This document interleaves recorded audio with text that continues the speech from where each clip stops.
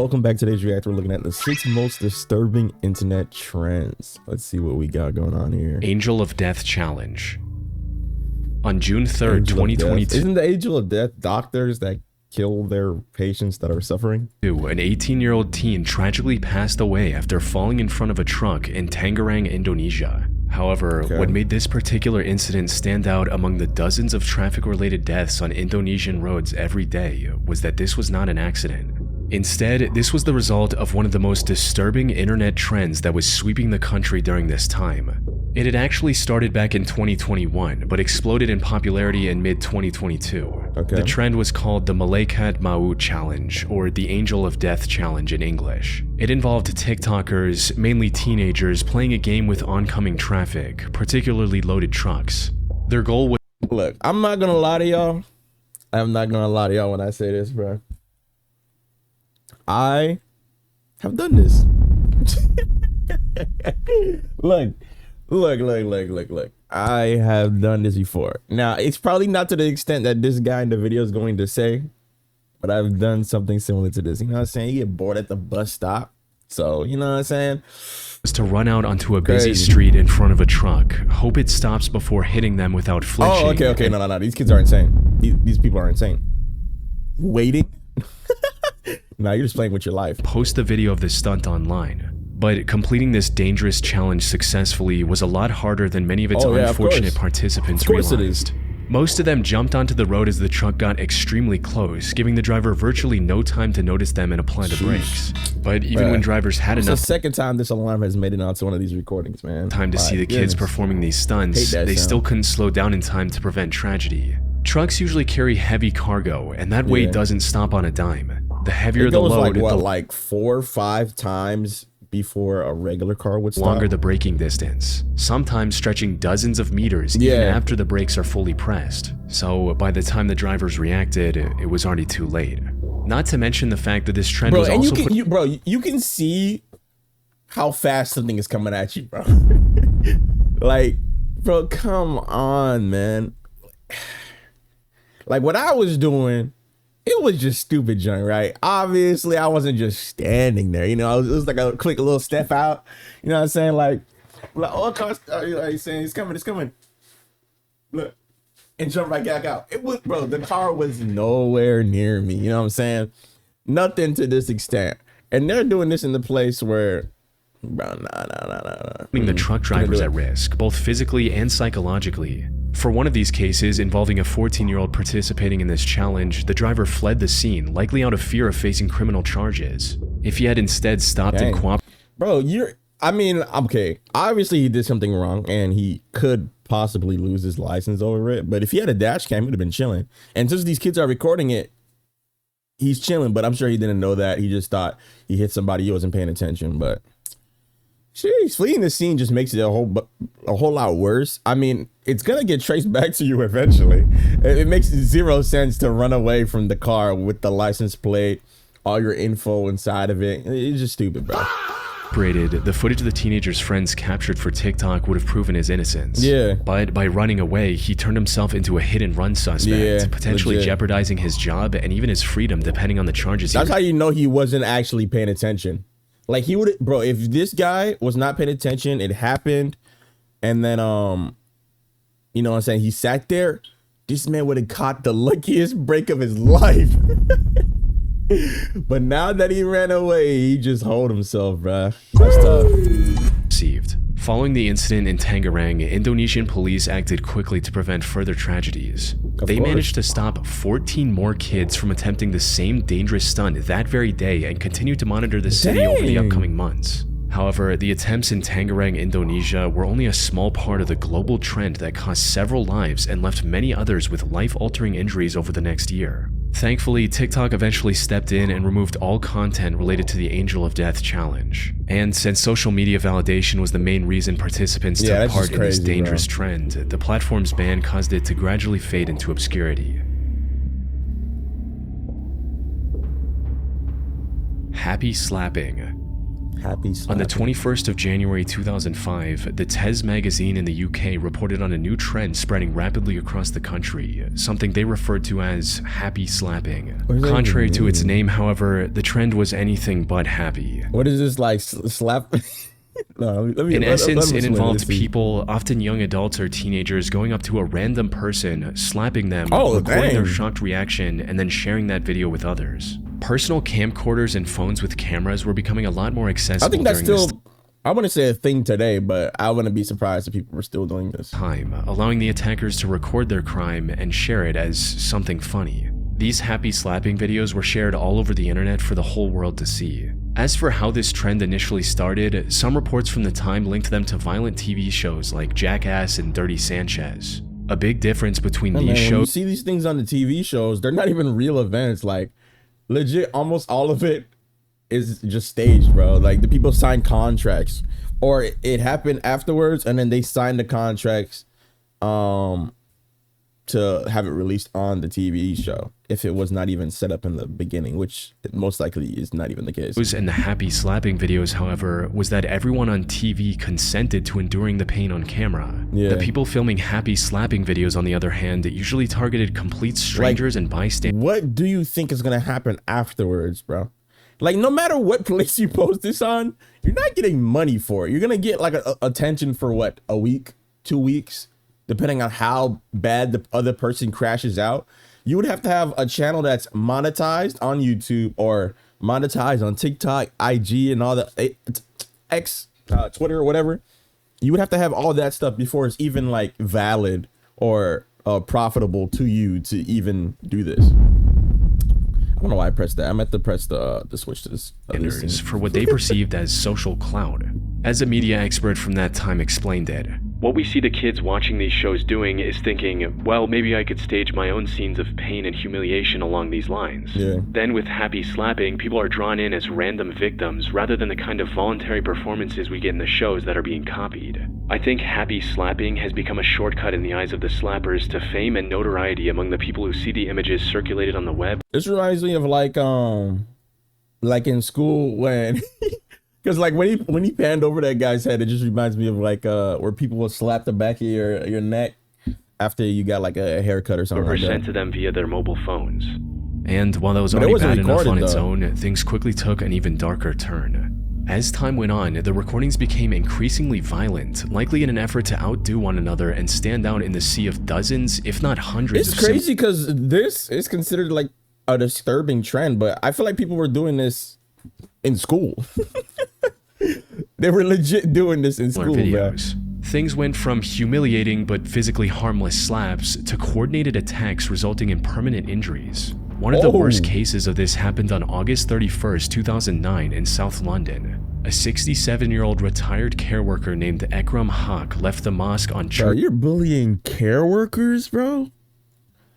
Bro, aren't care workers the people that gotta deal with like the elderly and all that, clean up their poop and stuff? That's crazy, bro. Lane in Tooting, England after the evening prayer, where he was then approached by two boys, 15-year-old Hamza Lazai and 16-year-old Leon Elcock, wanting to make a happy slapping video. Things quickly spiraled out of control as neither of them held back. They twins?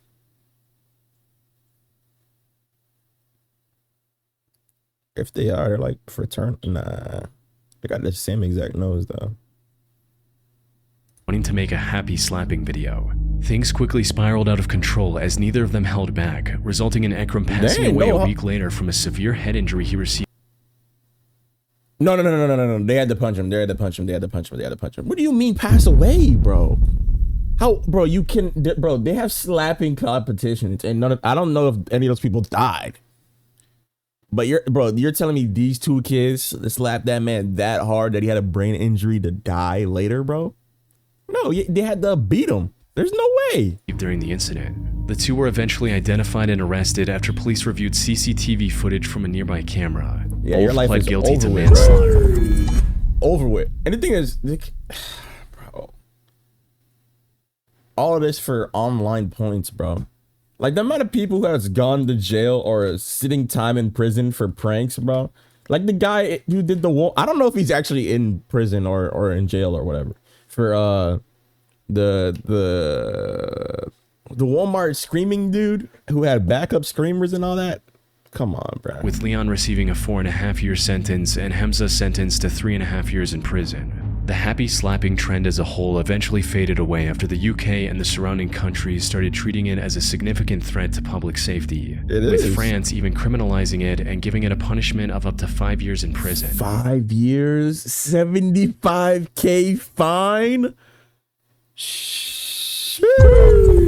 Surely. Skullbreaker Challenge. Bro. Yo, what are these challenges that come off the internet, bro? I remember one talk about what was it, the butterfly challenge, bro? You put butterfly in the water, smash it up, and then, bro, come on. People were injecting themselves with butterfly juice, bro. Who's doing this? Where are these coming from? February 14th, 2020, 12. Anything is right. You would hear that. It's like the people who go cave diving in it would be like the cave of death.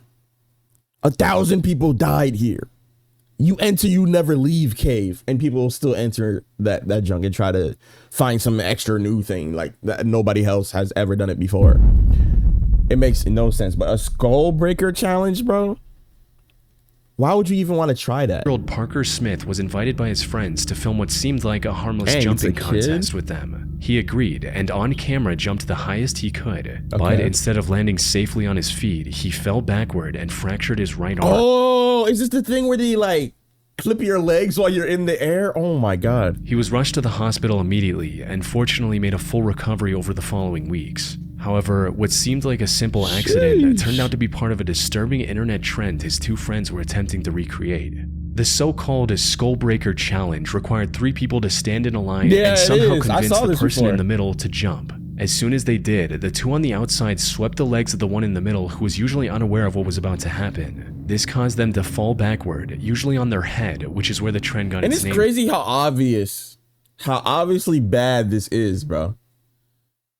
Like, bro, you already know, like, if you get into a fight, you knock someone out and they fall on the back of their head or just any way the wrong way, bro, and you're gonna do this. It started earlier that year after a video of 2 students from Spain doing it on their friend went viral on social media platforms like TikTok, prompting countless imitators to try and recreate its success. And, as you might imagine, the results were disastrous. Of course. With Parker being one of the lucky ones for walking away with just a fractured arm. Many others were knocked unconscious by the impact, suffered from severe concussions, and some even needed multiple stitches across their skull and face. I had no idea about that. The most devastating of these incidents happened on January 24, 2020 in Cherry Hill, New Jersey, when a group of 7th graders attempted the challenge in school. Unfortunately, the victim fell way too hard on their head, causing them to lose consciousness and have a seizure. He luckily survived the incident and eventually recovered without any permanent head trauma. However, his initial condition was bad enough that authorities arrested the other 2 13-year-old boys. They were charged with 3rd-degree aggravated assault and 3rd-degree endangering an injured victim since the harm they caused was mostly intentional. Now, I wasn't able to find... That is true. Like, bro, you're doing something that you know can harm someone, bro. Any reports on whether the charges were dropped or not. But... Thank you. Even if they were, being arrested for attempting a dangerous internet challenge goes to show just how dangerous it can be. TikTok also stepped in and banned all videos of this challenge on their platform. Unfortunately, once something is on the internet, it never truly goes away. As evident from 2 girls finding videos of the Skullbreaker Challenge, attempting it on one of their classmates, injuring them, and getting charged for it in November 2022, more than 2.5 years after the original fad ended. Fortunately, there haven't been many reports of kids getting injured because of this challenge ever since. Okay, that's good. But that's like really recent too. Kia that's challenge. Crazy. Near the end of 2020 and throughout 2020. I feel like that wasn't even a challenge. Nobody was going on TikTok talking about some Kia boy challenge. That was just dudes who were stealing cars. That's not a challenge. 21 authority. There was like, yo, you can easily steal a Kia by plugging in a USB into where you know what I'm saying, do the key ignition thing. Of course, people were going to try it. If it's that easy, and it was that easy. I've seen plenty of videos of people doing it. It's not a challenge.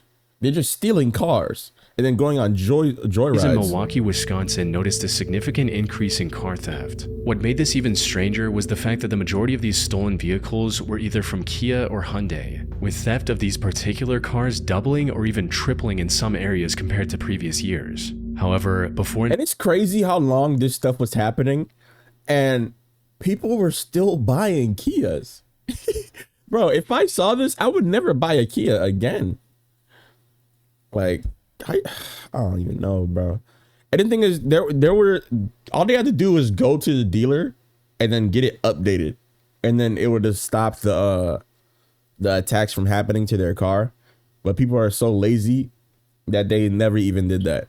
Investigators could determine the cause of this surge. The situation spiraled beyond their control in ways they could have never expected. Put simply, stealing Kia and Hyundai cars became an internet trend called the Kia Challenge. It began on July 12, 2022. Bro. You see what I mean? Like, bro, how could it be that easy for your car to be stolen, bro? A video captioned "Kia Boys" went viral for demonstrating just how easy it was to steal Kia and Hyundai cars manufactured between 2011 and 2021. All a thief needed was a screwdriver and any regular USB cable, since the connector just so happened to be the perfect size and shape to jumpstart the vehicle. This was a major hardware-level security flaw in dozens of car models, and there was no permanent way to fix the problem either. Now, the original Kia Boys video was eventually taken down by TikTok, but the information was already out there, and it already sparked the Kia Challenge. That's what I'm saying. It's not a challenge. It was just some dude was like, yo, look how easily you can steal a Kia. And the people who already steal cars are gonna see that and steal Kias. That's not a challenge. It's just info that was shared. As the US started breaking into Kias and Hyundais and posting their stunts on social media to participate in the challenge. While the stolen cars caused a massive financial burden for hundreds of innocent residents, the real danger of the Kia Challenge came from what many of the thieves did once they had taken control of the vehicles. Since many of them had no intention of actually profiting off the stolen cars. Yeah, and the thing is, they couldn't profit. I don't know if he's gonna say that, but you couldn't profit off of the cars. You legit only get, like, I think in the video that Tommy G made, because I had watched it before, they only make like around $100 to $500 for each car that they stole. Like, you're stealing a $20,000 plus car and only making a profit of $100 to $500, bro.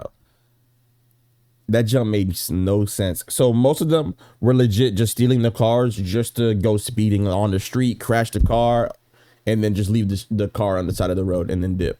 Only doing it for the internet, they began taking the cars for reckless joyrides around town, putting their lives and the lives of everyone else on the road in extreme danger. And one of these joyrides sitting outside the car is just so stupid. Police chase, which eventually ended with the out-of-control car slamming into the concrete barrier and the teenagers who stole the car trying to flee on foot. Yep. The most disturbing of these incidents occurred in Buffalo, New York in October 2022, where a stolen Kia ride ended in a fatal crash, taking the lives of 4 teenagers. In total, the Kia Challenge resulted in the loss of 8 lives before the disturbing trend was with a spare on is crazy, bro. A spare, bro? Down by TikTok and other social platforms. Kia and you Hyundai legit can't drive more than 50, or is it 60? No, 60 is the PSI. 50 miles on that junk. 50 miles per hour on that. They also had to settle a class action lawsuit for $200 million over the dangerously lax security in their cars. Well, yeah, of course, though. Car surfing.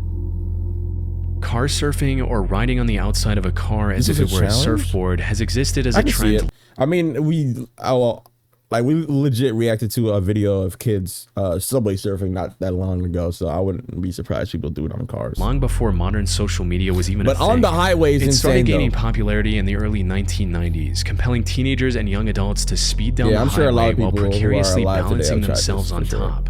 Today, most modern cars don't have much to hang on to on the outside to improve aerodynamics, which makes this already high-risk activity even more deadly. Yeah. It only takes one small slip for even the most daring car surfer to fall into the road. Something that's evident from a 2008 CDC report, which revealed that 58 people lost their lives while engaging in car surfing, and 41 others were severely injured since 1990. Unfortunately, the rise of social media and the desire to go viral. Like, why are you doing this on the highway? Like, it genuinely makes no sense, bro. Like, I get it if your car has like a sunroof and you're just poking your head through it or whatever. I'm sure thousands of people have done that before. But legit getting on top of the car, no sunroof, holding onto the sides, you're an idiot. With outrageous stunts have only driven that number higher ever since. Most recently, in May 2023, a 16-year-old boy tragically lost his life while car surfing out the back window of a car when the vehicle lost control and rolled over. He would have— What do you mean lost control and rolled over, bro? Like, what do you mean? How were they driving, bro? If your friend is driving reckless and you're sitting outside the window, you're an idiot. I'm not like legit, bro. Almost certainly kept his life if he were in his seat with a seatbelt. Sadly, the car surfing trend is just as alive today as it was. See, look, this, I'm not saying anybody should do it, but like, they're just driving in the neighborhood. There's no other cars around. They're driving at a pretty low speed. You know what I mean? This is not that crazy. It's not that dangerous. It is dangerous, but not on the highway. You know what I mean? Decades ago, and shows no signs of fading away anytime soon. Blackout Challenge. The Blackout Challenge has existed long before social media. The goal in this challenge is to achieve a brief high that comes from cutting off oxygen to the brain by intentionally suffocating until you lose consciousness. However, while many assume— You see, now here comes another one, y'all. I've tried this before, and I think a lot of people have tried this before. You're telling me, bro, you're telling me you have never, ever tried holding your breath to the point where, you know, you pass out before? You never tried that? You never tried that? Am I the only one? I don't think I'm the only one in that, bro. I don't. Come on, bro. Everybody has tried that for sure. But I'm sure to the extent that this guy's going to explain, it's probably worse. Like, they probably had their friend choke them out or something. That blacking out from lack of oxygen is perfectly safe in the long run. That couldn't be further from the truth. Yeah. The rewarding high in this challenge is in reality a dangerous form of cerebral hypoxia, where brain cells are deprived of vital oxygen. This can lead to seizures and hemorrhages. Even if someone survives the challenge seemingly unharmed, depriving the brain of oxygen— Oh, they were like doing it to themselves? I thought it was just like holding breath. And for just a minute can cause permanent, irreversible damage. This can affect memory, reasoning, and other critical cognitive functions in the long run. The line between— I really could have messed myself up, I guess. Between a fleeting, dangerous thrill and irreversible tragedy is terrifyingly thin, and once consciousness is lost, there is no way to control the outcome. Not to mention the very real risk of the person never waking up again. Unfortunately, many who try to recreate this challenge are completely unaware of these dangers, resulting in 82 people losing their— at the time, I really did not even think about it. I mean, I saw the, you know, the girl on Despicable Me holding her breath. I think that was like the thing that made me try it. Lives between 1995 and 2007 alone. What makes this even worse is that almost all of these deaths were between the ages of 6 and 19. Much like other viral trends, young impressionable kids are especially drawn in, motivated— Wait, what year did it happen? I'm about to check that. What year? Nah, 07's too early. I was gonna see if it came out around the time that Despicable Me makes this came even out. worse is that almost all young impressionable kids are especially drawn in, motivated by peer pressure or the need for validation online or in real life, which is why the in 07? Get out of here, bro. Of the Blackout Challenge through social media platforms like— I mean, YouTube was out since 2005. I guess, sure. TikTok brought it to an even younger audience and left a devastating trail of victims. One of the most well-known cases is that of Nyla Anderson, a 10-year-old girl from Pennsylvania. Her family found her unconscious on the bedroom floor on the night of December 7, 2021. She did that by herself? Like, how? I don't get how you do it by yourself. How? They rushed her to the nearby hospital. Unfortunately, it was already too late. After barely clinging to life for 5 days, she tragically passed away. Bro, how? How are you able to do it to yourself? I don't understand that. I can't even, bro. Wow. That's insane, bro. Rest in peace, man. Holy. Bro, y'all, bro. The internet now is gonna be crazy, man. For like future parents, it's over with, bro. You gotta watch everything. Like nothing is safe. There is no safe place for children on the internet. Bro, even Roblox is gone, bro. Roblox is not a safe place for children. There ain't no Animal Jam, no Penguin, Club Penguin. There ain't none of that, bro. But holy, bro. Comment down below if y'all tried any of these, bro. Because I know for sure I did the car one. I did the breath one for sure. And I didn't do the jumping one. What is that? The skull crushing, I think it was called. I didn't try that. But there was a thing in school where people were watching, but obviously I did it with my friends only, not random people. I'm not an idiot. I'm not crazy. But where you just hit like the part right here and then you're like you would buckle. Yo, that jump would be killing me, bro. Oh my god, bro. That jump would be so funny. I'm not even gonna lie. That jump was too funny. But comment down below if you tried any of those, and I'll see you on the next video. Comment down below Apple if you got to this point in the video. Holy. Bing.